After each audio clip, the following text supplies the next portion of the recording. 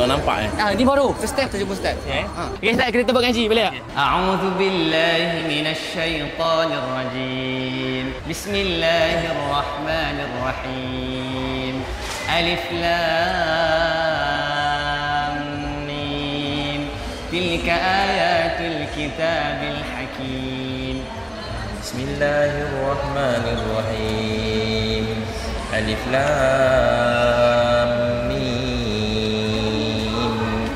Tilka ayatul kitabil hakim.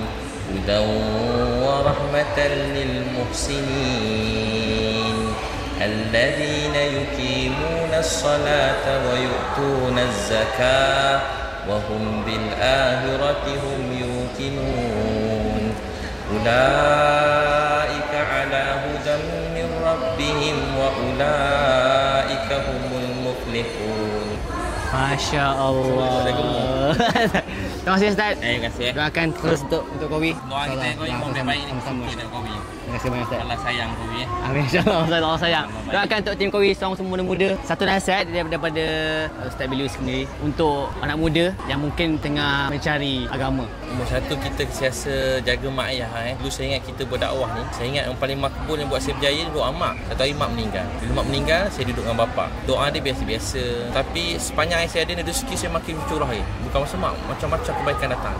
Tapi hari ayah saya meninggal je, kat kubur tu bermulalah segala ujian-ujian yang saya rasa macam tak ada hijab dah, dia punya satu bersambung-sambung sampailah ke hari ni kan. Kita ingat kita punya keluar berdakwah, sembahyang hajat, bau bukanlah terlintas. Ni kalau macam ni yang kau amal ni insya-Allah, amal ni insya-Allah. Bila datang ujian yang tak berhabis-habis, tak panjang-panjang, 2 rakaat selesai, 2 rakaat selesai, Allah begitulah.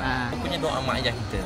Allah. So siapa ada mak ayah, selalu minta doa mereka, dialah wali Allah yang paling besar. Walau mungkin sembahyang dia biasa-biasa, Quran dia biasa-biasa. Kadang-kadang kita terpandang rendah. Kita nampak dia punya amalan tu biasa, kita ingatkan biasa. Padahal sebenarnya di antara kita dengan dia tu jauh. Abdul Somad cakap yang sama kat saya. 3 jam kat Madinah dia cakap. Balik pada Madinah cakap balik nanti jangan balik rumah tu. Balik tu ziarah kubur mak, baca Quran ke kubur mak ke kubur ayah. Itu cara untuk dia kata cara kita berbakti kat dia, mudah-mudahan Allah balik pada kita boleh doa tu berterusan. Itu saya belajar. Terima kasih banyak Ustaz. Okey. Terima kasih banyak. Terus, InsyaAllah nak doakan kita orang.